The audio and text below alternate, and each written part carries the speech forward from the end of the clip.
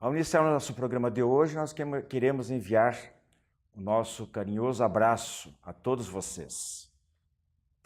Nós sempre falamos aqui sobre a importância e necessidade da solidariedade, do engajamento social, do combate ao egoísmo. Mas será que a partir de um certo momento, ou a partir de um certo limite, haveria uma situação em que nós devemos nos preocupar um pouquinho mais conosco mesmos? Caberia algo do tipo, um pouco de indiferença faz bem? É isso que nós vamos discutir no Tema Livre. Como conciliar as palavras de Jesus, pagarás até o último ceitil, com as palavras do apóstolo Pedro, o amor cobre uma multidão de pecados. E a lei de causa e efeito, onde é que fica? Perguntas sobre médiuns e passistas está para serem respondidas no final do nosso programa. Especialmente para você, minha amiga, você, meu amigo, Diálogo Espírita está no ar.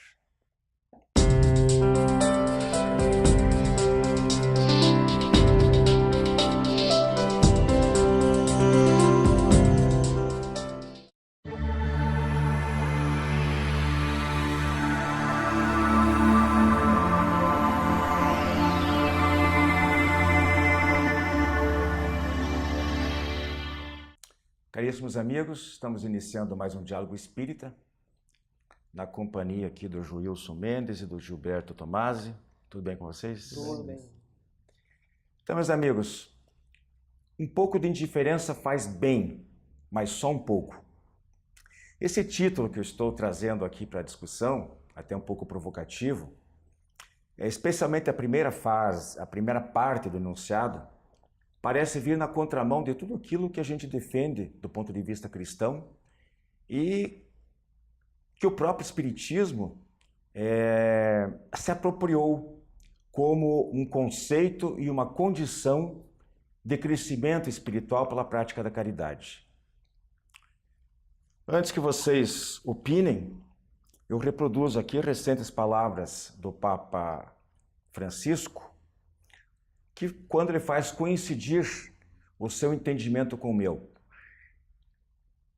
E o que eu quero dizer com isso? Não é pretensão pensar que o Papa está copiando a minha maneira de entender certos problemas, mas é que realmente eu havia, antes de tomar conhecimento das palavras dele, eu já havia aventado a possibilidade de trazer esse assunto aqui para a gente conversar, e especialmente com esse enunciado, principalmente com destaque para a palavra indiferença. Pois bem, então a notícia que eu li, tomei conhecimento no dia 15 de fevereiro, último, diz o chefe da Igreja Católica: não tomo tranquilizantes. Os italianos dão um bom conselho para viver em paz é necessária uma saudável indiferença. Há corrupção no Vaticano, mas estou em paz. Não vamos discutir aqui a corrupção no Vaticano, isso aqui é só o complemento para fazer a citação literal das palavras do Papa.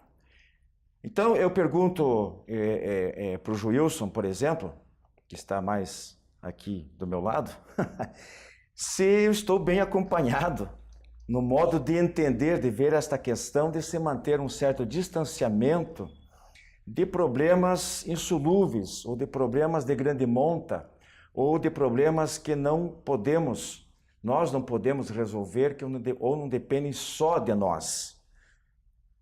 Qual é a sua opinião? Olha, tem acho que é uma prece, se eu não me engano, uma frase que é atribuída a Francisco de Assis, que diz... Outro Francisco, né? É o outro Francisco, né? Que diz assim, né? Senhor, dai-me forças para mudar aquilo que eu posso mudar, dai-me a resignação para compreender aquilo que eu não posso mudar e sabedoria para que eu saiba distinguir uma da outra. Então, se nós, talvez a palavra não seja indiferença, não sei, mas a resignação para você compreender aquilo que você não tem condições de mudar, porque não depende de você. Eu acho que é mais ou menos por aí. Wilson, Joilson, amigos, eu parto do seguinte princípio.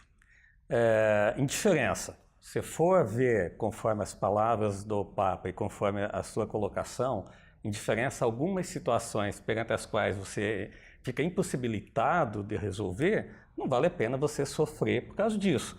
Agora, se nós formos ver a indiferença, eu não sei se era esse o caso do programa ou não, a ser discutido, indiferença àquelas situações que estão à nossa volta, que envolvem as pessoas com as quais nós convivemos, aí eu tenho um outro ponto de vista.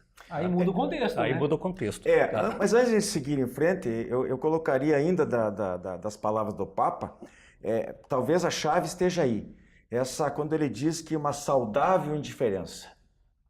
Mas eu concordo, porque você vai adoecer, você vai se revoltar por um problema que você não pode resolver, não foi você quem o criou, nem pode resolver, então realmente... Sabe por quê, amigos? A minha maneira e o meu objetivo de trazer aqui, até eu coloquei na abertura, né?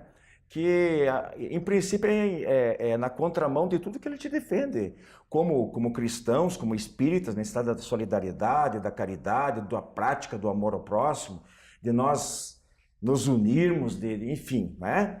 De não deixar ninguém ao desamparo, de dividir, de compartilhar as dores alheias. É isso que a gente defende, o Evangelho segundo o Espiritismo fala, Jesus falava. Então, o que eu coloco aí, o Gilberto, eu acho que já entendeu mais ou menos a linha que eu pretendia colocar aqui, é nesse sentido.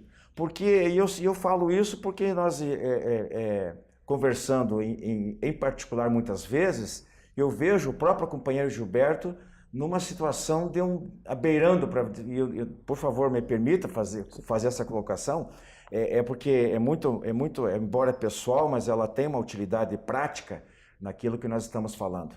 E me preocupa até as próprias reações dele, porque eu vejo que ele tem um pouquinho de dificuldade para administrar isso aí. O que eu quero dizer? Mas eu também passo por isso, muitas vezes.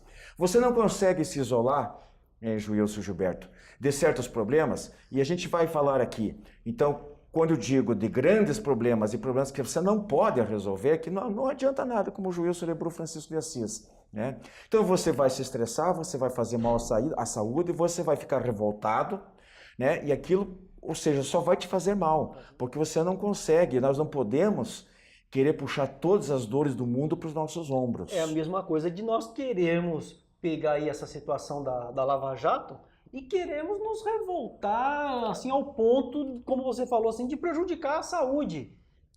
Não nos cabe, não depende de nós. Isso fugiu da nossa alçada, fugiu do nosso conhecimento do que nós podemos fazer.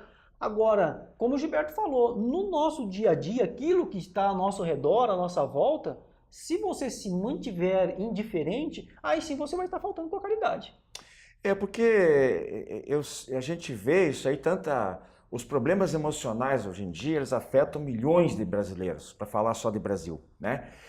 E o que a gente vê? A depressão, a ansiedade e a depressão são os dois grandes problemas, né, que afetam psicologicamente. Afetam o sono, afetam a alimentação, afetam as relações interpessoais dentro de casa, no trabalho, o estresse no trânsito. E muitas vezes porque a gente se impressiona demais. Se você liga a televisão, se você vai para a internet e começa a ver um monte de notícia ruim que vai chegando, não há quem aguente, você não pode absorver tudo isso.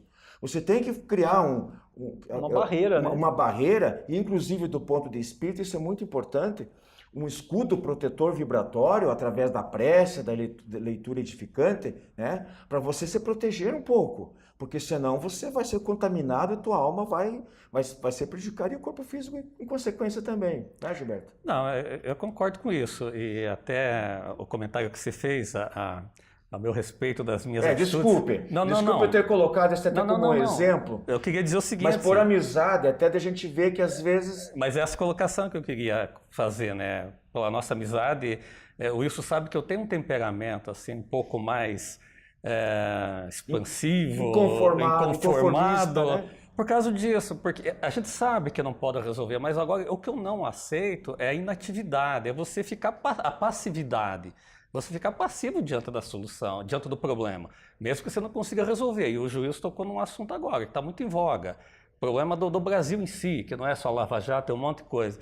Isso realmente me deixa muito bronqueado. Eu não posso resolver o problema, me desgasto, reconheço. mas eu tenho que fazer a minha parte, pequena que seja, e eu não posso resolver, tudo bem, então não vou. Eu penso que também não é bem assim, né? Não, eu concordo. Então, mas aí nesse fazer a minha parte, o que seria esse fazer a minha parte? Eu, particularmente, entendo que é assim, é dando bom exemplo às pessoas que estão ao nosso redor. É um trabalho de formiguinha. É o primeiro exemplo e o mais saudável, não tem nem dúvida. Mas além disso... Dá para fazer mais. Dá para fazer mais, exatamente. Isso é muito pouco, me perdoe, juiz. Eu penso que é muito pouco, né? Além de fazer, realmente, mas eu tenho que botar a cara a bater. Né, no sentido de ir à luta, tentar, claro... Está insatisfeito com os políticos eleitos? Manda e-mail para o Senado, para a mas Câmara, mas isso cobra, é obrigação de cada cidadão. Vai para a rua se for necessário, brada contra a injustiça, não aceita, né? Agora, o que não pode, agora vou dar um outro exemplo pessoal meu, né? Você sabe que o horário do almoço normalmente os telejornais locais, né? E existe uma emissora de televisão, que eu não vou citar qual delas, mas todo mundo deve saber, que às vezes, eu acredito que na melhor das boas intenções, traz quase que diariamente casos. Então é aquela criança com uma doença crônica e rara e que precisa de campanha de arrecadação de verba para fazer uma cirurgia nos Estados Unidos ou para comprar uma medicação caríssima. Aí que após no mesmo programa, no outro dia, é um outro caso grave, mesclado tudo isso com acidentes, com não sei o que. Esse é o horário que eu estou sentado à mesa para fazer o meu almoço, fazer a minha refeição. Então às vezes eu faço ouvidos moucos, é essa expressão que se usa, né? Eu tento me isolar um pouco, porque senão eu vou comer lágrimas, vou regar meu prato de comida com lágrimas, porque aquilo emociona, transtorna, mexe com você e você diz, puxa, eu tenho que ir lá fazer um depósitozinho, eu tenho que correr, nossa, mas que sofrimento, que dor, que não sei o quê. Gente, eu não sei, eu estou tentando, por isso que eu falo, eu estou tentando administrar melhor esse tipo de situação. A melhor situação é desligar a televisão. Muitas vezes eu faço. É desligar a televisão e não assistir. Mas aí alguém pode dizer, mas você está se omitindo para o problema daquela pessoa. Não, aí eu discordo. Não, eu também discordo. Porque ela precisa de ajuda, ela precisa de dinheiro para comprar. Se você tem condições de ajudar, você ajuda. Se você não tem, e não precisa se desesperar por isso. E existem N formas de você ajudar aqueles que necessitam. E com certeza vai ter alguém, desculpa eu interromper, alguém até mais próximo de você que precisa de ajuda que você está vendo essa coisa toda na televisão, que é uma notícia ruim atrás da outra, né? Então a situação aparece quando você está predisposto a ajudar alguém. Então, realmente... quando eu falo assim, não é só nos problemas pessoais, individuais ou de família, né? E também não das grandes coletividades, mas envolve muita coisa, esse tipo de notícia. E que o cidadão responsável, né, que eu falei lá atrás de um certo engajamento social, ele tem a obrigação de estar bem informado, de estar inteirado do que acontece no mundo. Ele é um cidadão do mundo. Hoje em dia, no mundo globalizado, de certa forma, nós interagimos com, né, as redes sociais aí, a gente interage com pessoas do outro lado do mundo, às vezes, e pode ajudar. Ou pode ser atrapalhado por esse tipo de situação. Então, são guerras, é a corrupção que já foi citada, outro tipo de problema, a preocupação com o planeta. Me revolta, às vezes, ver o que muita gente faz com os descuidos, com jogando lixo, poluindo, contaminando, autoridades às vezes fazem vistas grossas, pichações de órgãos públicos, de monumentos públicos ou particulares. Tudo isso, para as pessoas, desculpe o termo, né? De dizer que, me considerar assim, mas de pessoas que se supõem pessoas de bem, isso fere, machuca. Mas você não pode arcar com toda essa responsabilidade. Não pode. Agora tem um outro detalhe, até o nosso tempo é curto, o assunto é interessante, e me perdoem, até talvez vou botar a lenha na fogueira aqui, mas acontece muito essa indiferença, às vezes, um pouco de comodismo por parte dos espíritas, porque ainda entende-se que nós estamos no lugar certo, temos que aceitar porque merecemos e não é bem assim, por favor, né?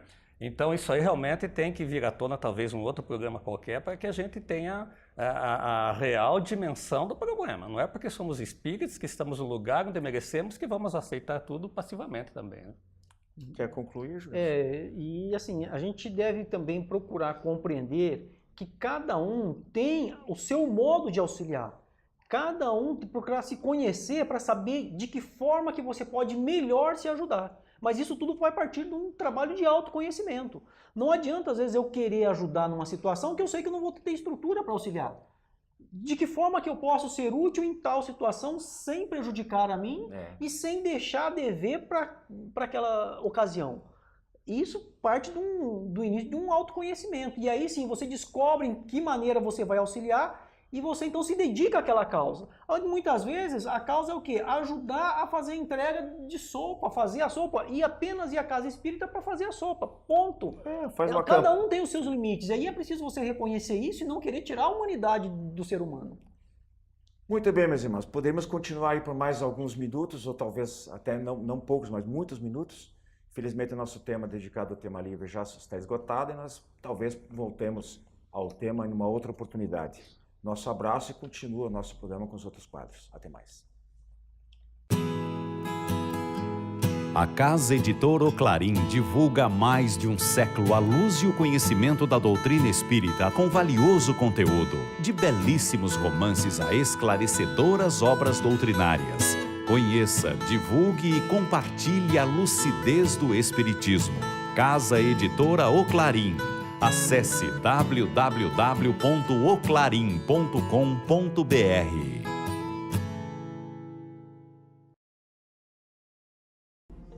As encadernações da revista Ser Espírita, um acervo para o presente e para o futuro.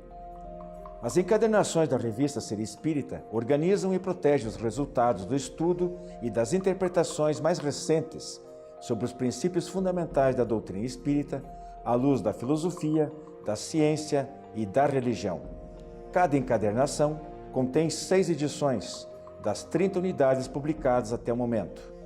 Você agora pode adquirir a coleção da revista Ser Espírita contatando www.livrariaserespirita.com.br.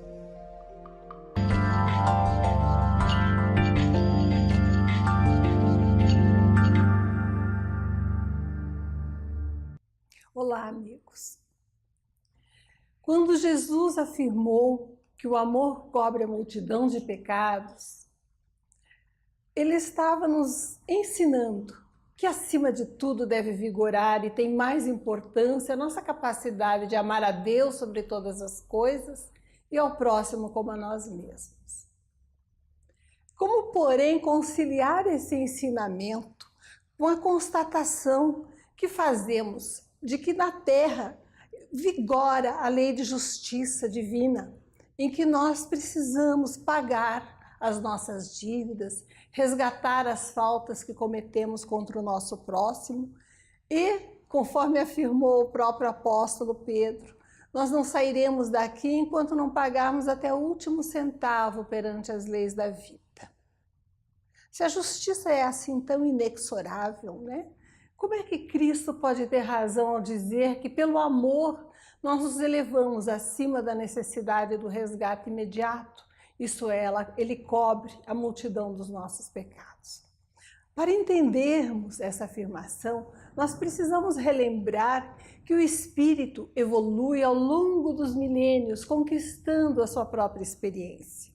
Segundo o espírito André Luiz, desde o início do desenvolvimento do princípio espiritual na Terra, até a chegada dos primeiros estágios do pensamento contínuo com o surgimento da espécie humana, o princípio espiritual levou pelo menos 1,5 bilhão de anos para adquirir a capacidade de raciocínio, pensamento contínuo e os primeiros rudimentos do senso moral. O espírito, portanto, evolui incorporando em si as experiências. Como é que alguém aprende? Os hábitos se formam em função das consequências que os nossos atos têm. Deixa uma criança se sair bem quando age errado e ela aprende o quê? Que o mal compensa, não é verdade?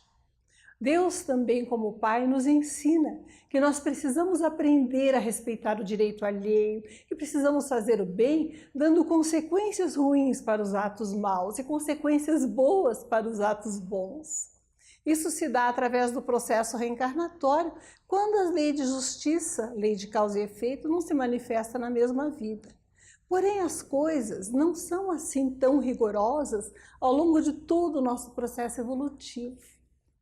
Quando o homem é rude e primitivo, ele recebe pela dor, pelo trabalho extenuante, o buril necessário a lapidar a sua própria alma e aprende no trabalho rude, na consequência pesada do mal em que se enredou, voluntária e conscientemente, a receber, a sensibilizar-se para a dor alheia. Porém, quando ele atinge o estágio de espírito lúcido e consciente e começa a notar que o mal não compensa, ele deixa de necessitar daquele buril externo. Não há mais tanta necessidade do trabalho rude da expiação, porque ele tem consciência dos seus próprios atos. Atingido esse estágio moral, o homem consciente, esclarecido, embora não perfeito do ponto de vista moral, assume a direção do seu próprio processo evolutivo. E, atingido esse estágio, ele já tem mais facilidade, não apenas de perdoar, mas de amar, não o seu semelhante apenas, porque amar o seu semelhante é amar a si mesmo. Aquele que te faz bem, que concorda com você, que te ama, que te retribui o afeto, é fácil amar. Difícil é amar o diferente, o dessemelhante. Quando o homem atinge a condição de amar o seu diferente, o seu desigual, o seu dessemelhante, como ama a si mesmo, ele adquire o poder espiritual de direcionar seu próprio processo evolutivo. Esse homem já ama desinteressadamente aqueles que o rodeiam, ainda que eles estejam com escolhas e em processo evolutivo diferentes do seu. Atingido esse estágio do amor abnegado e desinteressado, não é mais possível que esse homem, essa pessoa, se cometer um ato, uma falha contra o seu semelhante, não deixe de reparar imediatamente. Longe ainda da perfeição espiritual, o homem consciente e lúcido, amando, busca reparar qualquer falta involuntária de imediato e, muitas vezes, serve além do seu dever, procurando auxiliar e incentivar o progresso comum. O amor, assim, de que ele já começa a ser portador, dilui a necessidade da expiação dolorosa. E, se ele comete falhas eventualmente, a sua capacidade de amar, o seu interesse pelo próximo, o levam a imediatamente procurar a reparação. O amor, assim, cobre a multidão dos pecados, porque aquele que ama se coloca acima da necessidade da expiação e da reparação, porque serve voluntária e conscientemente ao bem comum e repara de imediato qualquer falha involuntária em que tenha incorrido. Harmonizam-se assim os ensinamentos de Jesus e de Pedro. Paga-se a vida aquilo que se deve. Com o amor, você transcende a necessidade da expiação e serve. Muita paz a seu coração. Fique conosco.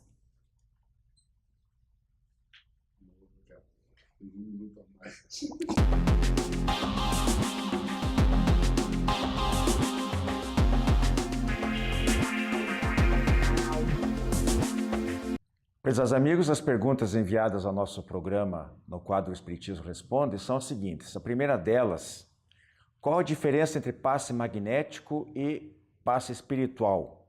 E eles têm a mesma eficiência? Então vamos responder primeiro a primeira parte dessa pergunta. O passe magnético é aquele que é aplicado às custas das energias anímicas, somente da própria pessoa, nem se considera como médium passista nesse caso, né? Muitas vezes a pessoa aplica apenas uma bênção ou faz um carinho na pessoa, no fundo ele está aplicando um passe. É claro que a gente está falando aqui já de uma espécie de ritual em que há uma predeterminação para fazer aquele ato de caridade, de auxílio para alguém. Mas em princípio a pessoa às vezes nem acredita em espíritos, não é espírita e ela trabalha sozinha. Já o passe espiritual é puramente do lado de lá.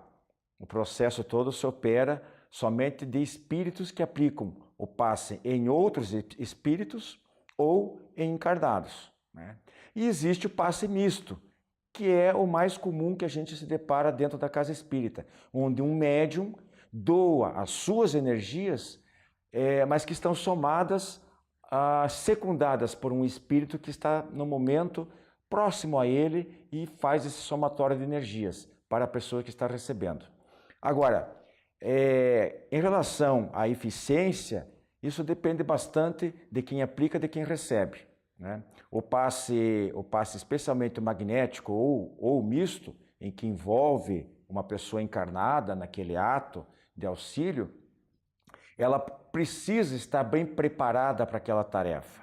De preferência, já no seu cotidiano, sempre, em relação à conduta, vigilância de pensamentos, mas especialmente no dia, que vai, por exemplo, no centro espírita, tem que estar preparada.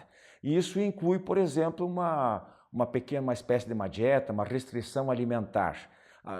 Dispensar alguns alimentos, como temperos mais fortes, bebida alcoólica, alimentos pesados. Ela tem que estar mais leve, tá? O processo digestivo não pode estar tomando muito da sua energia orgânica para que ela possa trabalhar. E de quem recebe também, a pessoa tem que estar de portas abertas, receptiva àquela boa influência. Se ela estiver rejeitando aquela energia que está sendo oferecida, não vai ter efeito nenhum.